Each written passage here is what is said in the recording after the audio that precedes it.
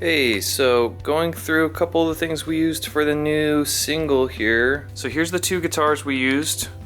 We used the Solar as our main guitar. That is the Bareknuckle Impulse Pickups. And then for our quad tracking, this is the guitar we used for the whole album, Born to Lose. This is my LTD EC1000 here, and here we have the Blackhawk Bareknuckle Pickups. Love these pickups a lot. And then together they just were really nasty. The impulses, very low end focus, and then we bring in the Blackhawks for like the really gross parts. And then for the bass, we have the Music Man Caprice, also used on our last album. This is where we tracked everything for the drums. Put a couple more panels around, especially on this wall. We've got some panels up on the walls here too, on this side as well. We used this kit right here, minus his snare, which is Tama Black Magic, but we used his Mapex Orion series kit here. But here's the heads that we used. So Evans Hydraulics. And we did the same thing for the snare as well. Everything's a bit of a mess right now, but here's what we used for the main guitar tone here. This is a 5152 from Peavey. Now we had that going through a very special cab here, a Black Star. Well, it's not quite just a Black Star. The cool thing about this Black Star, I had Michael take out the speakers. We put a Celestion Redback and a Celestion Creamback in there. So the idea is the Redback was very, very warm, and the Neo Creamback was very modern. So we used both of them to try to get a really unique sound out of that. I think it paid off. Just to kind of talk about everything else, what we did for drums, inside the kick, we had this Beta 91A from Shure. Gets a lot of the attack. We actually also put an outside mic, an AKG D112, but we ended up only using this for the final mix. Josh Schrader was the one that mixed and mastered it, and he told me he just preferred to use that one. And then we had a Shure Beta 57A, also got this because of his recommendation. Very excellent, good at cutting out bleed. But that's on the snare. Also had a 56A on the snare, both on the snare top. The reason is I noticed I was getting latency from one set of preamps to the other. So I put them both on and used that to make sure I had all my phase aligned. On the bottom, we were just using a 57. On toms, using these E604 Sennheisers, recommended from Jordan of Black Salt Audio and Hardcore Music Studio on YouTube. Big help that guy is. For my overheads, we're using the Lewitt LCT 140 Airs. Pretty sure I was using the pad, yeah, pad on this, filtering at 80. For the overheads, I was having those go through the Audient ASP 800. And what's cool about it is the first two preamps have it's kind of like the Neve thing where you could either have it like warm or bright. And so I just had both of those on and I'm just cranking them, trying to pad going in so that way I have even more just saturation of those overheads to really get those cymbals nice and crispy sounding. The other close mic'd stuff on hi-hat and ride was these AKG P170s. Pretty cool little pencil microphones. We had the snare going through a Daking Mic Pre 1. Again, trying to get a lot of saturation out of that one. Also compressing it with a distressor. Slow attack, fast release. That was finally going into the Claret Plus 8 pre, which actually just sold. I'm using my smaller 2 pre right now for today's session. Then the other snare going through that Audient, more clean, to kind of just be able to choose and see how the compression going in sounded. A little bit better to hear that back while we're actually live tracking as well. Everything else was just going either through the Focusrite or the Audient. Pretty clean, you know, not padded or anything like that. We did pad the rooms to try to get those nice and saturated. But no other compression, just that. So here's what we're using for the room mics. This is the AKG P120. This one we actually had outside the door here in this hallway. Just had it sitting right here by this ladder. Real long hallway. And the reason for that is just to get a lot of room sound without all the cymbals. And then the inside the room mics were these Audio-Technica AT2020s. And those were just about 6, 7, 8 feet or so away from the kit here, just trying to get more room sound. So the only other thing that I didn't show you was what we did for the bass, and that was just simply going through the Darkglass anagram, which is like the quad cortex for bass, using the X7 on there and the Sans amp and some other things, just to try to get a really gross gritty tone to like fill up that middle space, which for this was a little bit more background rather than the album, which was a very foreground up and present bass tone. Part of that was just due to me still learning the anagram, honestly. So I'll probably push the envelope a little bit more moving forward, but I still am really happy with the tone that I was able to get out of that. And then that's just going through the Ampeg 4x12.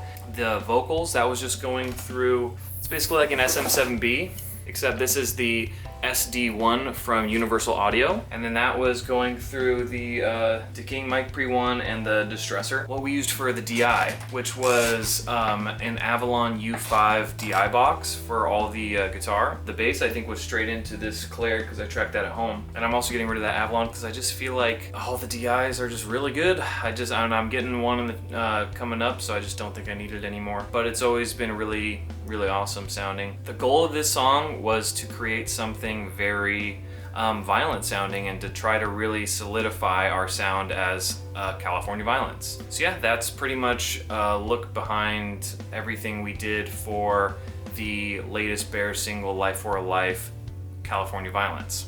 Alright, so I wanted to just kind of go through what the session actually looks like for this, and I'm not gonna lie, it's a really messy session. This was like the original demo session, and it's just, I didn't really clean it up or anything, so it's pretty unorganized. Way more unorganized than I prefer. We'll go through it anyway. So I already talked about what mics we use and everything. I'm just going to start down here on the drums, and as you can see, it's a mess. Down at the bottom, I've got a couple random samples down here for a couple moments. So here's just like a snare hall hit, right? A couple like cymbal bleed over parts, because the way we tracked a couple things was like, hey, just do your cymbal swell, then we'll track coming into the next part, because I wanted it to dun dun dun dun, right, without it sounding kind of strange. So anyway, let's break down what we actually got going on here. So I have 3 room mics. 2 of those are going to just be in the room. These would have been the AT2020s. By the way, this is like my own like rough mix that I had going on. We've got, and I have whatever processing I've got. Here, I'll show you without any processing too, or at least very minimal. Oh. Just your standard room. We have a hallway connected to our room. So I put a mic out there. Here's how that sounds with nothing on it here.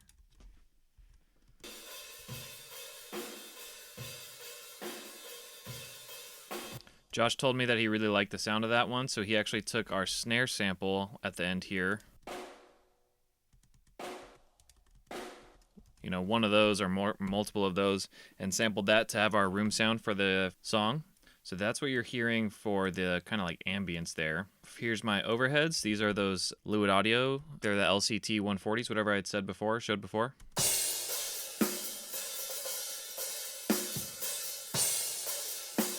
Here's the ride.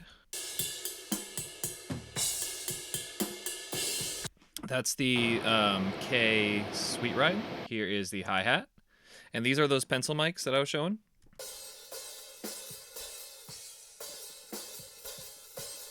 So you can tell like everything sounds pretty standard. It's very clean because I don't have a lot of external preamps that I could drive, or at least I didn't at this time. Now I can, which I'm really excited about. All right, moving on to close mics. So here's our toms. And again, no processing on these right now. Did our best to tune them really well.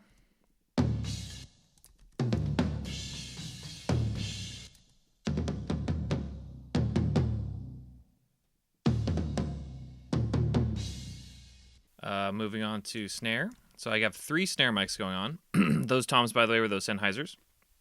3 snares going on. 1 on the bottom, 2 on top, 1 compressed, and 1 not compressed. So you could see that I have input 1, input 2. That was going through the Focusrite Claret Plus 8 pre on the first 2 channels. The first one here is the one that's also going through the Mic Pre 1 from Daking and the Distressor compressor. So here's how that one sounds. There's a couple other things going on. Let me get that off too. So here's pretty ringy. I definitely, in my mix, took out some of that ring. Greg really liked it when he was playing it, so we didn't try to dampen it too much while we were tracking. Didn't really make it past Josh's mix either, so maybe it was just kind of getting in the way of the punch. Sometimes that can be a little bit overbearing. Here is the other mic. This one, that first one was the Beta 57. This one is the Beta 56.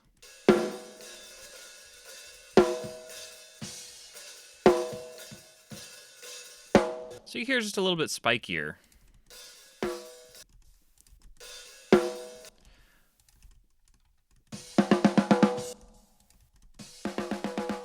Not sure which one ended up making the cut. Maybe both. Probably only one though. But I did that so that way I could check my phase between those 2 sets of preamps because I noticed I was getting something going on there. Here's the bottom mic. This was just an SM57.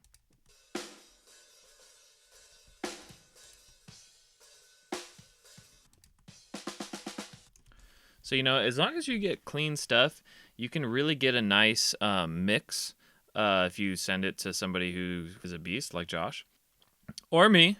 But I personally don't like to mix my own stuff because I just feel like I will never finish it. I'll never be satisfied. So I'd rather just get those other pair of ears to make those calls for me. Anyway, so here is the kick out. This did not end up making the cut. This was the AKG D112. Did sound really good. This is the flat mic. I think it's the Beta 91A from Shure. So that's the one that ended up making the cut. I got a couple other hits here that I just made from our samples. Just a big hits to help add some impact to some certain parts. Here is the beginning of the song. I took a lot of different songs that say California and mixed them together, so you can see it's California, and then the violence from something that I'm not going to say from. You could see up here the timeline. The very beginning is 170 BPM. That's actually not it at all. Originally, I was having this long intro for this song, and we ended up cutting it, and it was just like it went through a couple different phases of just like soundscaping, and then ended up scrapping it and just keeping the tagline to get right into the song. So that's why there's like this random slowdown here. That's what originally was going on. Let me talk about the rest of the timing here. So when we come in, 115 BPM. I took all the processing off the drums, so it sounds like whatever right now. Once we get into this hype part here, this is how I labeled everything, by the way. This was originally like the hook. So it's just called the hook. The tension. Here's that changeover part. You'll end. That You'll End was actually from the original demo that me and Jose created for vocals, which had a few other lines in it. But him just saying You'll End, he was just sitting right here on my couch, and we were like, you know what? It fits. It's good. So we used that. The hype part, all that turns into the breakdown of it. Threw that in at the last, like one of the last things I did, if not the last thing. Showed the guys, they're like sick. Because I did it, we performed the song live, and I just naturally did it, so I was like, I want to add that in. So, it stays at 142. Not sure why I had this here, but again, it's a mess. It is a mess. What a life worth! So we're still in 142, chorus. From a no good, no name, no face, worthless. And what's cool about that part, let me get into the bass and the guitar. Here is what's going on with bass. I used the anagram Darkglass with my setting that I used live for the Bears. Tried to create another one, ended up liking my one for live best, so I just kept that. This is going through my Ampeg, boosted by the Seymour Duncan power amp. I think it's like a 700 for bass, the bass one, which I was at NAMM, and Skylar from previously Issues was running that booth, and that's how I met him, and I saw him again at NAMM this year, so shout out Skylar, he's super cool. So here is the D112, probably right on axis.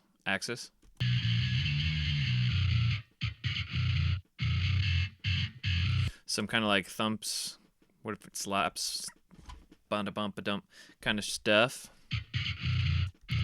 That's just to go along with the snare. Cat, cat. Whatever it's going on. What's a life like? What's your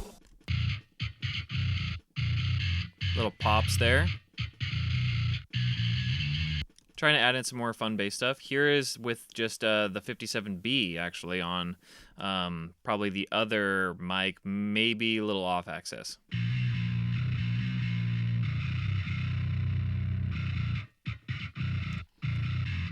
Both together.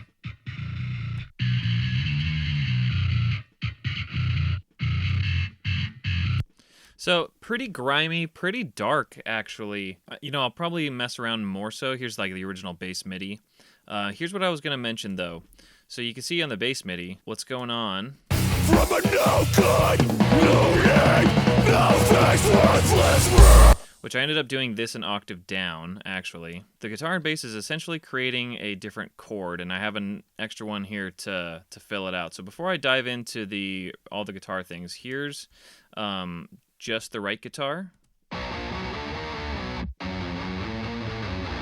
handling the low octave of this chord that we made. Here's those two together. And then the bass with that. Let me crank the bass. So I wanted to like create like a really high tension chord there before the chorus hit. And then this is accenting what the bass is doing, I believe. It's probably just doing an octave up, but I think that's what's going on. So all together, it kind of creates a little bit more excitement leading into that chorus.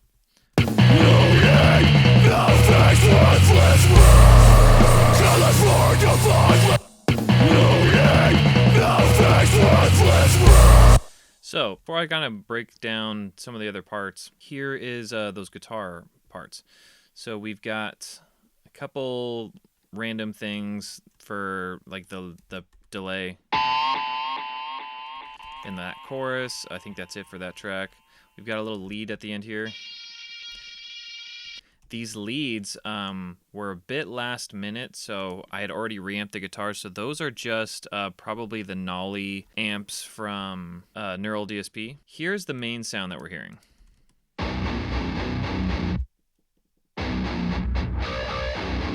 And that is summed. Let me actually unsum that. Because what I did, here's just one guitar. We got one 57 mic.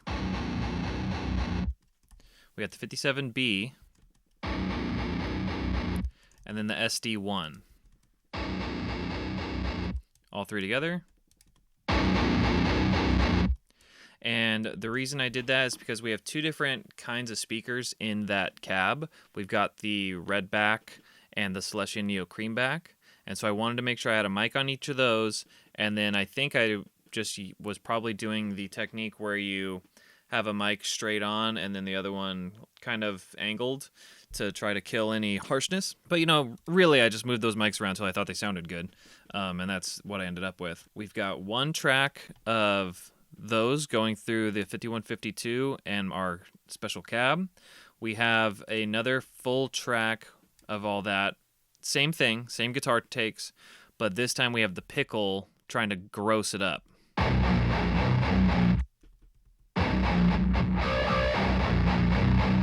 So if you listen really carefully, that like breakup sound, play back here.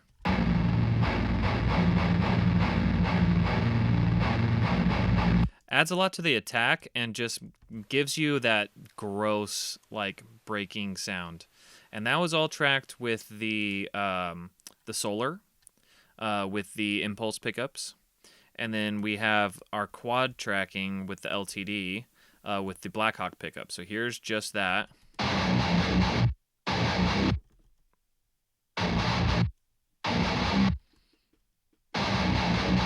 And that was so that we can just add in some more attack, excitement stuff. And you can see that that's going all the way through the chorus, through the basically the end of the song. But the first half, we're just really showcasing those solar parts and then beefing it up as we go. But here's that together. Without the LTD. Without the pickle.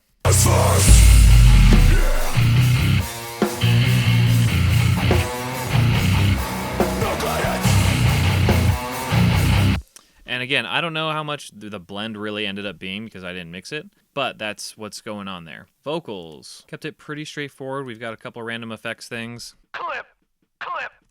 You know, again, didn't end up using these exactly because these are the things I sent to Josh.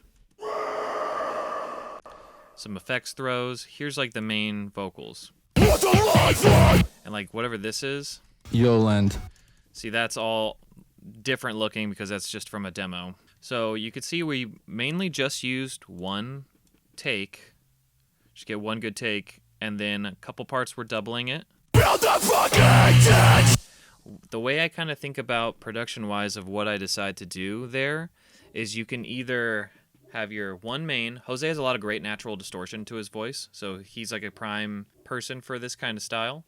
But straight down the middle, adding a second one to accent certain lines we want accented, and then the layered ones that I'll show you for like the big moments through the song. And so let's take a look at some of those. So we have two like main tracks. Some of them we're going to overlap a little bit. And then we've got some layers down here. So here's what we did for most of our layers, if not all of them, looks like. At least the Jose parts. I think we got two like lows probably. No, those are just kind of mids to bolster everything. And then there's those lows. And that was basically what we did for everything. Let's take a look at a couple others.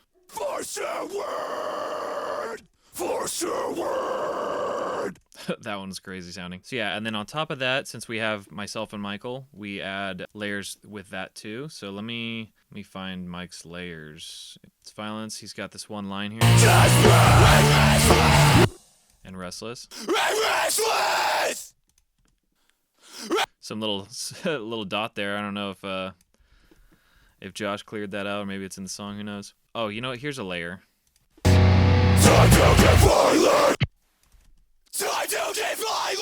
There's our Catacomb Screamer right there. For those who don't know, we're also in a band called Catacombs. Me, Mike, Greg, and Jason. With the That's Violence parts, we did Too Close. That's Violence! A lot of reverb on that. And then we did Too Far. That's Violence! Trying to cut those out. That's Violence! So that's just him like screaming on the other side of the room. That's Violence! And then there's a close-up. For my screams, same thing. Or actually, I did doubles of mine. What's a life worth? What's your life worth? Might as well decide! And then my lows with my layers. Die! Who dies first? Some lows. Die! Who dies first? And then far back, yeah. Yeah! So I just hit the... whoops. I just hit the mic, or I hit record, and was just going in the room... Yeah, yeah, yeah, until I was like, that's the one. Let's see what else we got on my tracks. Adding into the That's Violence. That's Violence! That's Violence! My layers there definitely are more just support roles. That's Violence! And then that last one here. Violence! And we cut everything else off like intentionally, so we have this like really just unnatural burst of energy happening. right before that break or that drop. Those are my far ones. I've got the singing parts here. They're pulling the veil over your eyes. With a double. They're pulling the veil over your eyes. Then I want to say a lower harmony. They're pulling the veil over your eyes. Yep. And then I want to say major thirds here. Over your eyes.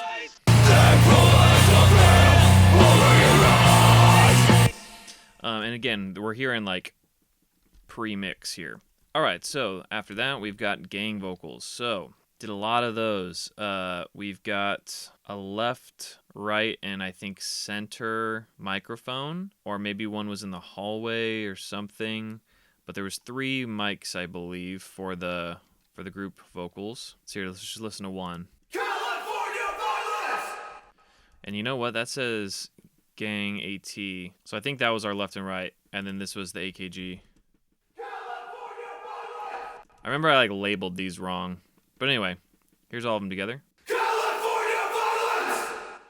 Really good. That was me, my homie Glenn, my homie Kyle, and our guitar player Jason. Here's that other spot here. This one you can't really hear too much in the mix. This was actually Jose's idea. It turned out really sick, I thought. And you can hear there's one of those that kind of sounded like a pitch. So I screamed further back to accent that pitch. Here's that alone. Well, let me show the who first. Very cool. Josh was actually the one that cut the sound over the who. We didn't have that originally, and we were like, sick. Here's that pitched scream.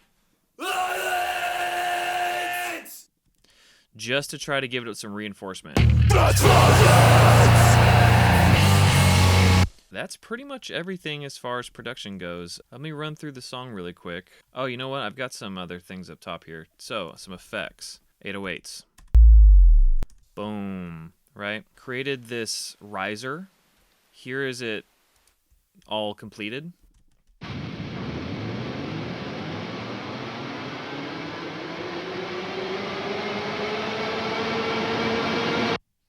This is the swell I ended up with.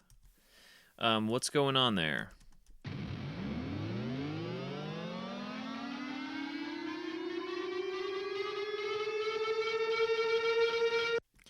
That was just one sine wave that I doubled, saturated, put a guitar amp on with probably a bunch of effects. Overdrive, delay, reverb, and it's going through this archetype nollie. And then I did the same things, but with a pick scrape.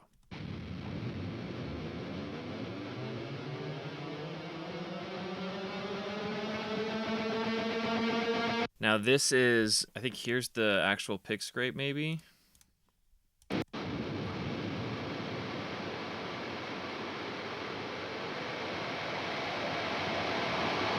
I don't know what that is. Not sure what that part is. Yeah, it's just a sine wave to go to the root note of the song, or the tonic, which is A sharp. And then I added all those effects. I added verify, reversed it. Here's how I make a bass drop, for example. I'd look up the pitch of the, or whatever the pitch of the song is, the root note. I would bring that up with a frequency chart. Let's say it's like 65 hertz. I'd probably do like -4 dB here to just make it big and fat. You have that. So that's just that low end. And then I go to pitch shift. This is Pro Tools, by the way. Verify, render. That just slows down the pitch, makes it go, close it off, and then it's just saturated a little bit with some odd harmonics there. But again, this isn't the mix that we ended up with. I think that's all the other effects. We don't like to rely too much on stuff like that, but having impacts and things like that help to bolster certain moments. While we were tracking this, Mike was like, why did I make this so busy? Because it was tough, but most of this is really just good takes and very, very minimal editing. Things aren't really perfectly on the grid or anything. Trying to let everything just be natural. Once we get to that breakdown, I kind of am jumping around here. We slow down to 90 BPM. This is just the build-up. Then we get into the actual breakdown, which we have 2 extra beats here where that vocal part comes in. That part right there, by the way, that's all from the demo. Just messing around with feedback and harmonics and stuff like that. As we get more to the end, we get down to 75 BPM.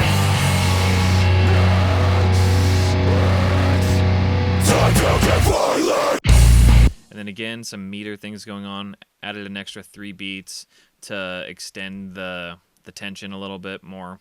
And then we wanted to fade it out so that way we could decide live when we wanted to end it. So if we get a show that just is insane, we'll just kind of keep it rolling. Or maybe not, maybe we'll just cut it.